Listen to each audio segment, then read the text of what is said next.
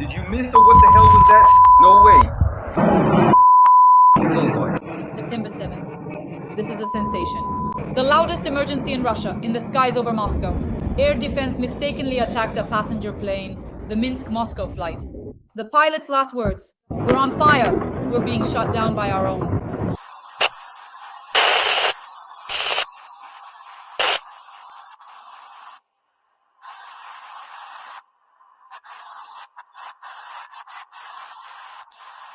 The Russian aircraft ended up in the sky over the Moscow region.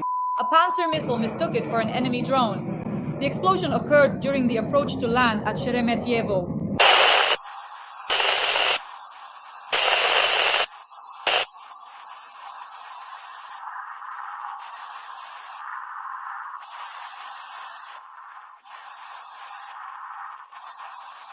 New secret data has surfaced. There's panic in the Ministry of Murder. Military communications are down. Was this Putin's order or a system failure? It probably overheated, and it's a sensation. Russian air defense attacked a passenger plane on the Minsk-Moscow flight. This is the most high-profile incident of the night. New details have emerged. A Pantsir system opened fire right in the sky over the Moscow region. The airliner was mistaken for a drone. The plane was damaged but managed to make it to Sheremetyevo. The pilot's last words: "We're being shot down by our own."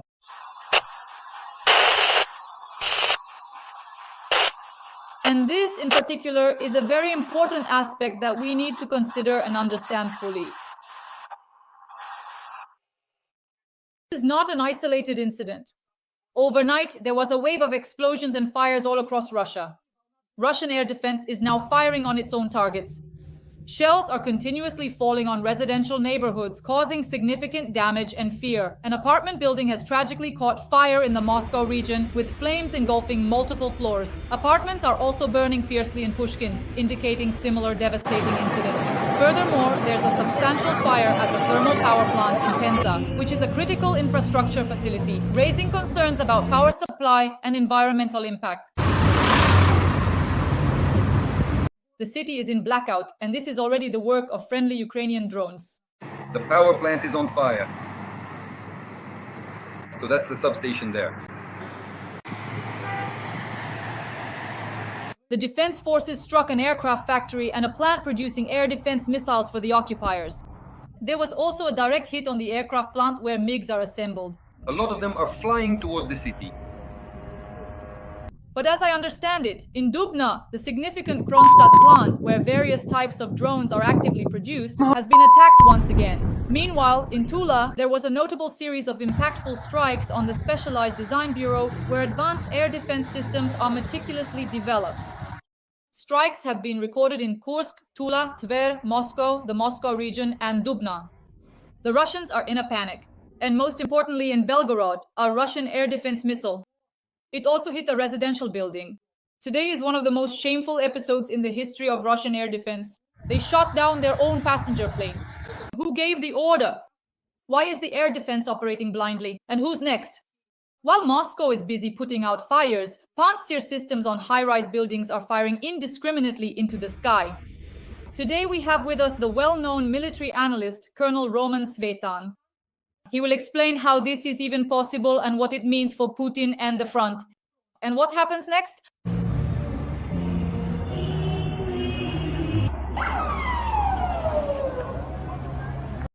A couple of planes will go down after being hit by these Pantsers. And believe me, the third one simply won't even take off. They'll ground them and just sit tight, keeping still and not making a move. First of all, the Russians really do have a very good army air defense system. That's the Pantsir. One Pantsir then another. Now they've got a second one. They've already stuffed 48 missiles into the first, which originally had 12. So it's a decent machine, an excellent one, but it's meant to operate in combat conditions. That is, when you're surrounded by enemies everywhere, as they say. That's the mode it's designed to work in. Well, it's an army air defense system, an army surface-to-air missile complex. It's meant to cover troops on the move, even during an offensive.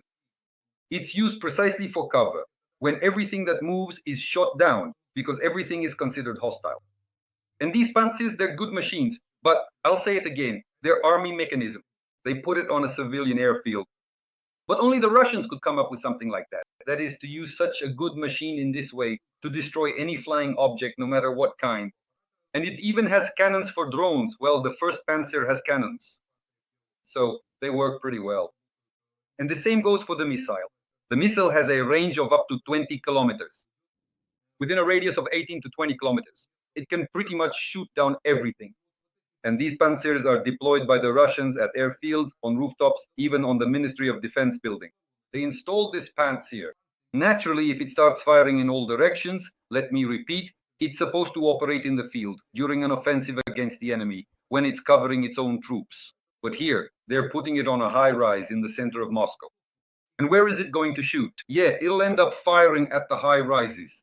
Within the radius where the Pantsir is stationed, within 20 kilometers, people should be having a nervous breakdown. Seriously, a nervous breakdown that's guaranteed. Because at any moment, a Pantsir missile could come flying into your bathroom.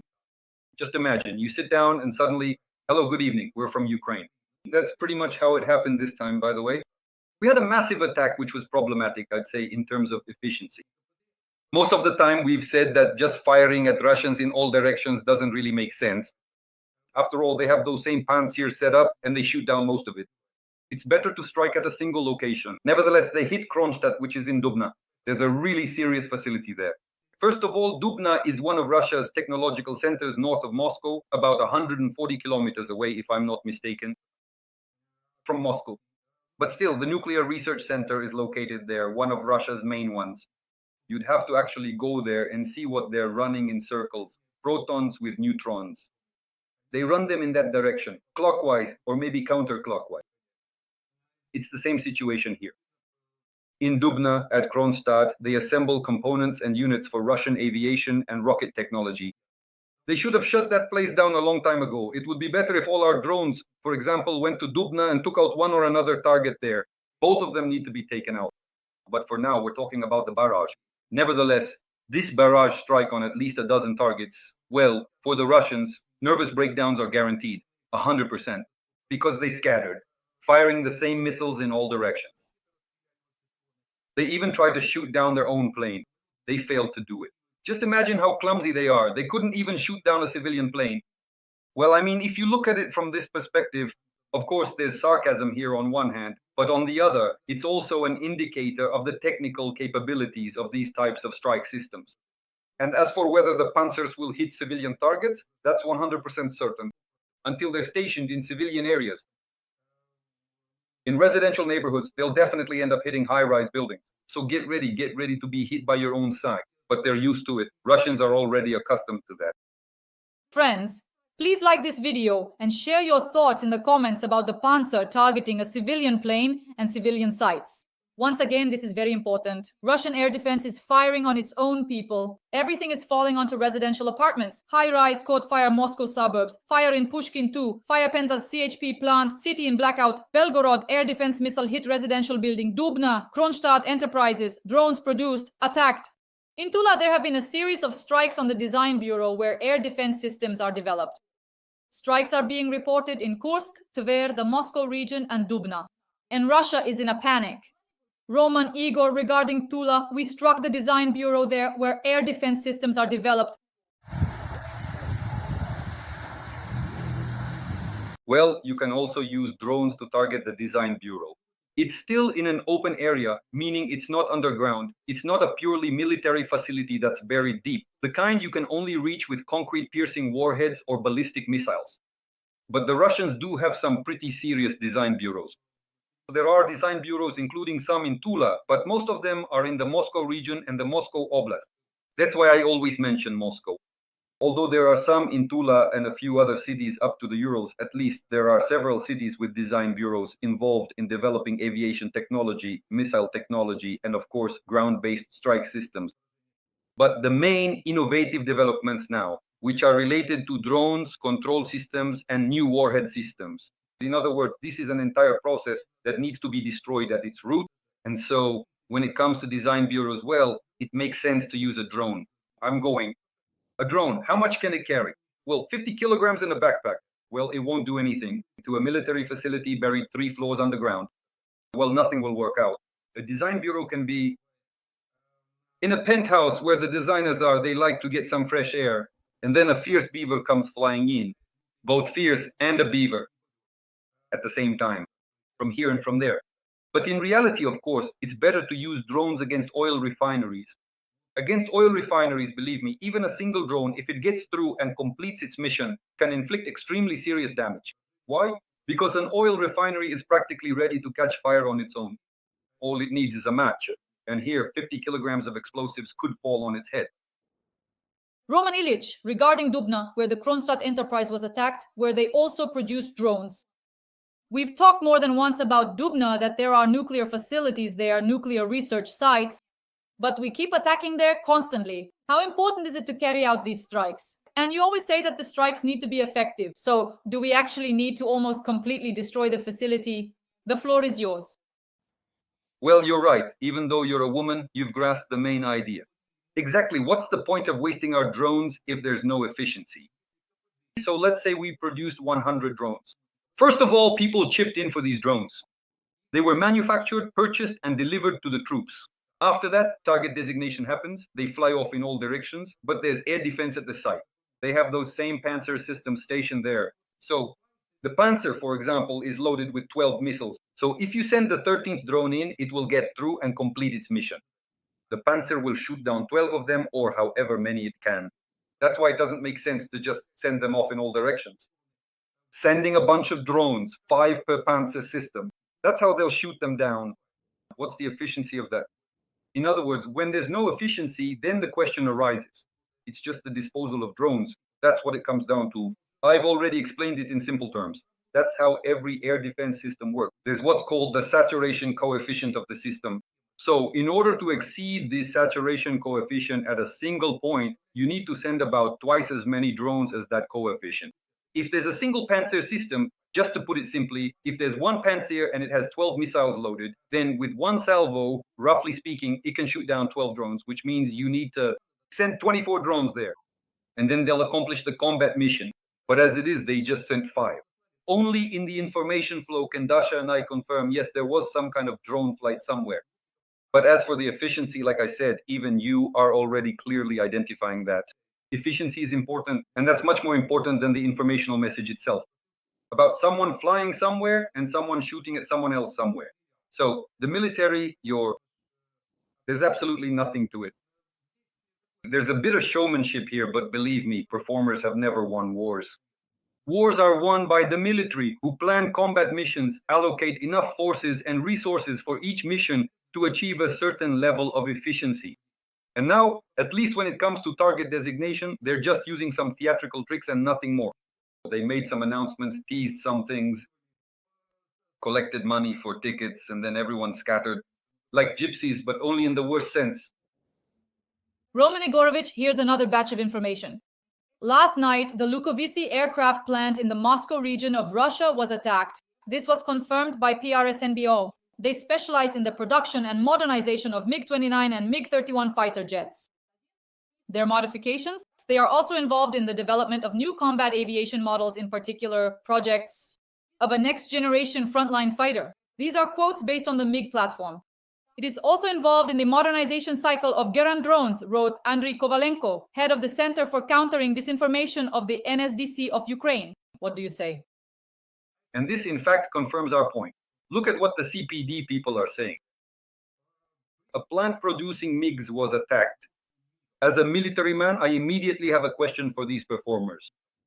Did you destroy the plant? Will the MiGs be able to take off or not? What will they answer? No, we didn't destroy it, but it was attacked. What's the point of this attack? So that in the information flow, the CPD people could say that something like this happened. Now, if the CPD were to clearly confirm that after our drone's attack, the production cycle of the MiG-29 was halted for a month or 2 or even 3 months, that would actually be some kind of efficiency indicator. But what do they say? Such and such plant was attacked. There were attacks in Dubna, some plant over there. Something was attacked there. And what's the point of these attacks? That's what I'm talking about. Otherwise, just keep quiet. Don't go around saying you're fools. In that case, just stay silent about the fact that you simply burned through several dozen drones. basically sending them straight into the enemy's air defenses. They achieved nothing. The CPD confirmed this clearly. The report just says a factory was attacked and that's it. But the real report, the one that should have been given, the factory was destroyed, the target was eliminated. But I understand why they can't say that. Because you can't destroy a military factory with drones. Military factories are built to withstand a nuclear strike. How are you going to destroy it with a 50-kilogram drone? Next question. Then why are you sending these drones to military factories at all? What's the point of these missions then? For what purpose? For what? Just to dispose of the drones? I'll say it again. Where can you actually send drones? Because that's why things just explode and burn on their own. You can target above ground warehouses, not underground ones, but above ground. There are transfer warehouses, for example, so-called transit warehouses. They exist at certain distances, like 500 and 700 kilometers away. So you can hit those, you can target airfields and oil refineries. That's it. You can also operate in Crimea. Why is it still possible to operate there? If you approach from the sea, it's inconvenient for them to shoot down targets because they're afraid that our Magura drones with anti-aircraft missile systems could take down their helicopters and planes. This has already happened more than once. So there really aren't any more targets for drones. That's why our information operations people and our so-called political target spotters need to drop this act.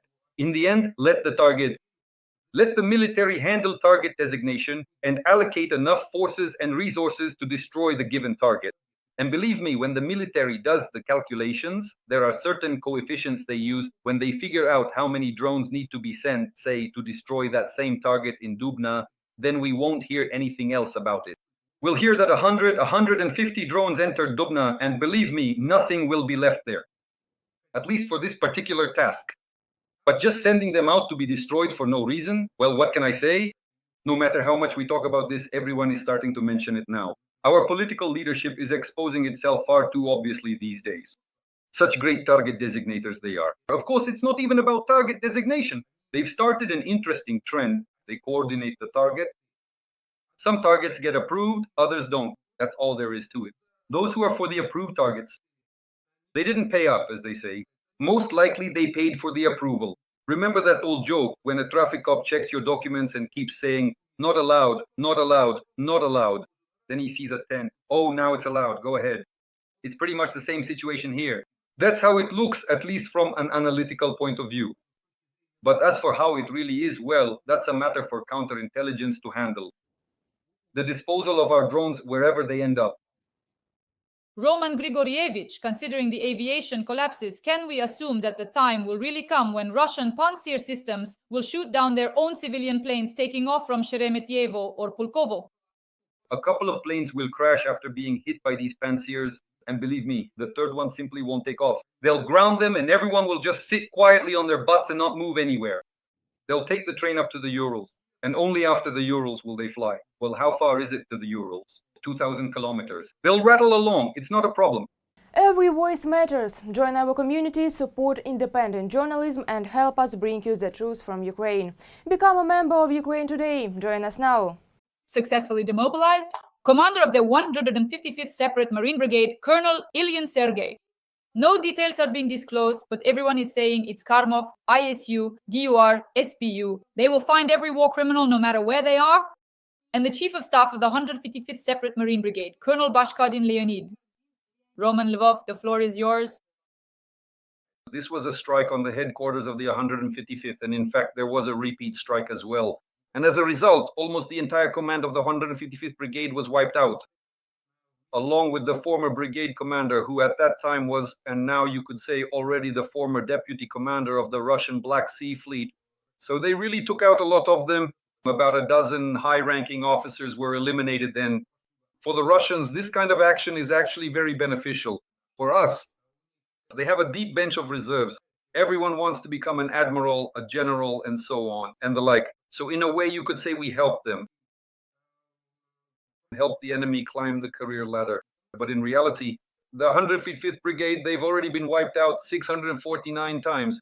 They're from Vuhledar. In Vuhledar, they lost 2 full formations. In fact, the brigade commander who was in Vuhledar was taken out. Plus, the new brigade commander who replaced him was just eliminated near Kursk. This direction is very advantageous for us because the Russians there, they don't have such a serious layered line of defense, specifically in the Kursk direction. Why not? They're extremely frightened idiots. They thought we wouldn't move toward Moscow.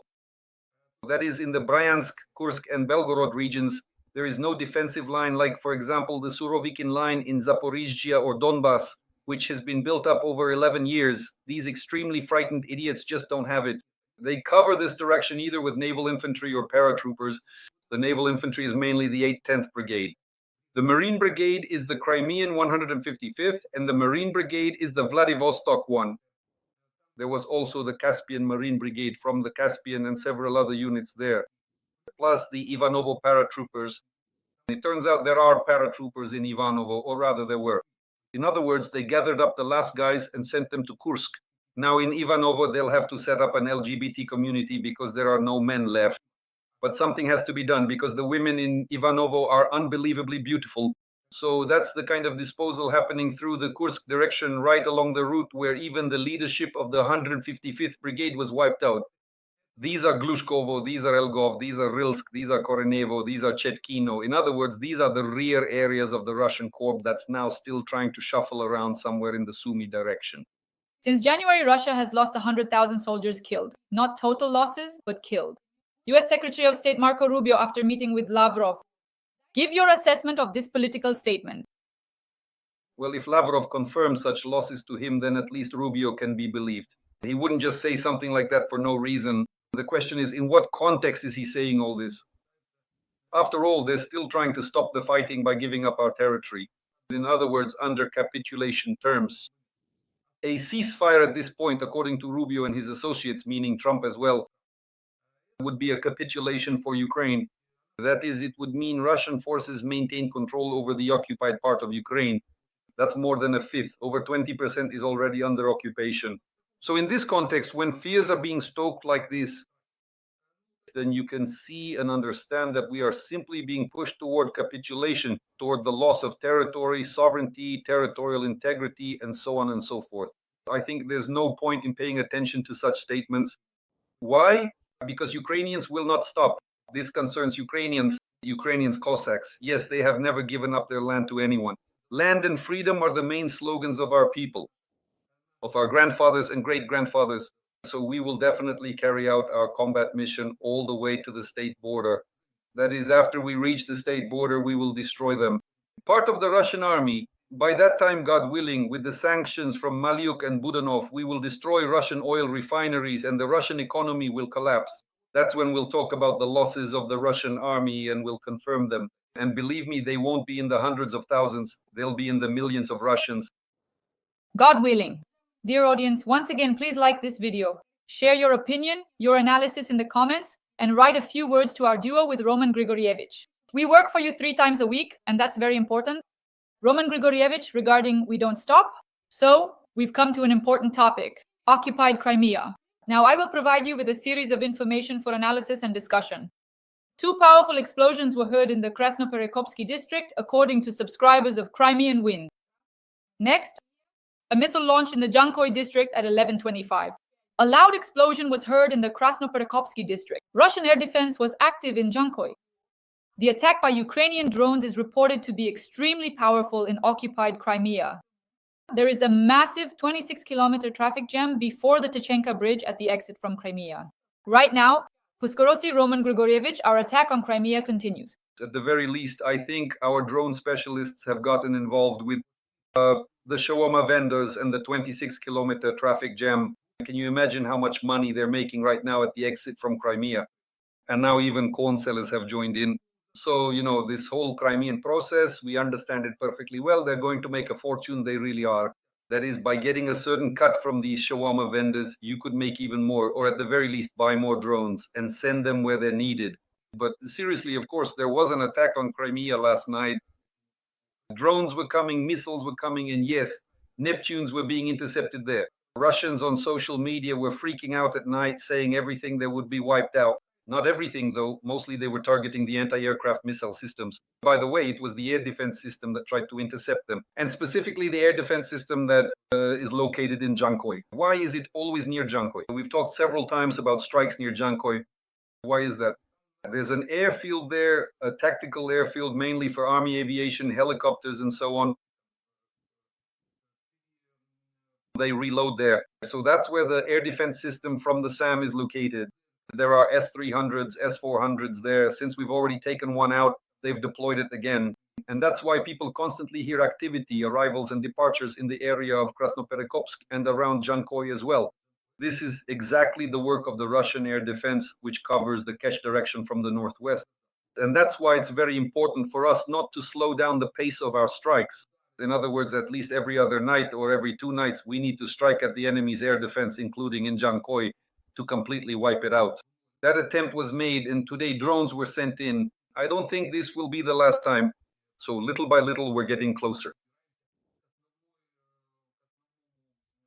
to our main objective, the Kerch Bridge. Well, and a 26-kilometer traffic jam, that's sacred. They've been robbed, left out in the cold, and so on. So now these are the Russians' problems. They knew where they were going, so they should know how they'll get out. Get out of Crimea? Yeah, swim freestyle or breaststroke, just like you suggested. Soviet style. Any way you can. Roman Grigorievich has already articulated this very clearly in previous episodes. Watch the previous episodes. Roman Grigorievich, and as for Crimea, the cherry on top is that the mobile network is down, cell phones aren't working, nothing works, and of course the Russian whiners are sending messages saying nothing is working for them. Isn't that just wonderful, right? Well, the thing is, in this case, there are 2 options. Or start writing letters, send them to grandpa in the village, or dig out the old pagers. Remember, that was a thing in the last millennium. They'll have to set up pager communication in Crimea. But how? What do they have? What? Well, at least they won't be calling through the rails anymore in the end. Although, who knows? Russians, they can come up with anything, can't they? I've prepared the following information as the cherry on top for you. Meanwhile, in Orsk, Orenburg region of Russia, a mechanical plant is on fire. According to local social media, those are some impressive explosions I see. The plant's 8th workshop is burning. Supposedly, some material caught fire. The Orsk mechanical plant, a major Russian engineering enterprise, produces goods for the defense industry, including shell casings and components for multiple rocket launch systems. It also specializes in equipment for the oil and gas sector. Roman Nikolaevich, well, they sweetened the deal a bit for us with the oil and gas sector. The floor is yours. Because these are our concerned citizens. They accomplished several tasks at once. First, it really is a military facility. Second, it's an industry, including the oil and gas sector. And third, the main thing, you noticed it yourself. Our concerned citizens have revealed, it turns out, where the orcs' lair is. In Orsk, well, that is specifically there. From there, all the orcs are crawling towards us, well, at least informationally. Therefore, many thanks to our caring people. Thank you very much. Seriously, why? Because we can clearly see their actions, and these actions really do lead to certain significant problems within the Russian economy. Oil transfer mechanisms at various levels are burning. They set fire to the pipelines and they set fire to the oil pumping stations. In Komsomolsk-on-Amur, they burned down an oil refinery. In other words, they're targeting the energy sector, and really just one match is enough. Dry grass is set on fire where the pipeline runs, and that's it. You can write off the pipeline, and even more so the gas pipeline. So they're working, and they're also directly targeting enterprises which in principle can also be put out of commission if you know how. And I'll say it again, there are plenty of people who care, because this war, the genocidal war of the Moscow Empire against Ukraine, against Ukrainians, has worn everyone out, including Russians themselves. All the more so, we remember that there are over 10 million Ukrainians, genetically speaking, just in Russia. And besides that, there are dozens of state entities, dozens of republics and regional state formations, which now are practically conquered by this Moscow Empire, this Moscow Khaganate. And in the end, they too want freedom. In other words, this prison of nations must be destroyed. It can be destroyed from within as well. Roman Yegorovich, Russia may lose its only aircraft carrier, which has been under repair for 7 years. The repairs on the Admiral Kuznetsov have currently been suspended. Right now, the question is being decided what to do next, modernize it or send it for scrap. I would like Russia to lose all its fleets, Northern, Black Sea, and Pacific. Roman Yegorovich, the floor is yours. Well, as always, the Russians, they went about it the wrong way, as usual. When the task was set to build, well, to create an aircraft carrier, it was done incorrectly. It was set up wrong from the very beginning. They set the task like this. Take a locomotive and turn it into an aircraft carrier. And that's exactly what they did. They took a locomotive, they took this coal-fired boiler, and based on that coal boiler, they built this aircraft carrier. But it's going to smoke like a locomotive, only you can't really call it an aircraft carrier. They dragged it around, dragged it. Once in the Mediterranean Sea, it went in there and smoked up all of Europe. Back then, all of Africa and all of Europe were laughing at this locomotive. In the end, even England, when it passed through the strait, the English were sneezing there, wondering what on earth it was. So they drove it back to Russia, and now they've decided, let's dig the locomotive back out of this aircraft carrier. At least it can haul some cargo on the railroad. So, as always, like I said, Russians don't think things through properly, they don't set the right goals, and obviously they don't produce things the right way either. Now, here's the most interesting part. They're going to try to cut it up. It would be better to just sink it. Why? Because cutting it up costs much more than the value of the metal they'll get from scrapping it. Well, still, let's not give the Russians any advice on how to do it better. Let them cut it up, let them cut it up. Maybe they'll even manage to carve a locomotive out of it. Roman Ilian, Trump has announced that next week he will make an important statement regarding Russia. Most likely, sanctions will be imposed next week together with the Senate. Most likely, oil prices will drop sharply. Roman Grigorievich, considering this geopolitical situation, how might things change on the front lines? This is very important. Well, so far it's just a statement. Let's be clear about this. So far we haven't seen any real action. Yes, the rhetoric has changed. The rhetoric in principle is acceptable for us, but it's only rhetoric. There haven't been any actions yet.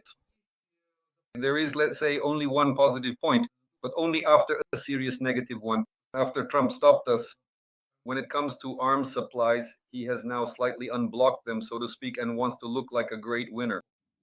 But in reality, of course, we have problems with the supply of American weapons, especially defensive ones. These are mainly missiles for Patriots, missiles for F-16s, for NASAMS. These are either shams or PAC-3, PAC-2. So at the moment, it's just rhetoric. Let's do a better analysis when there are real actions.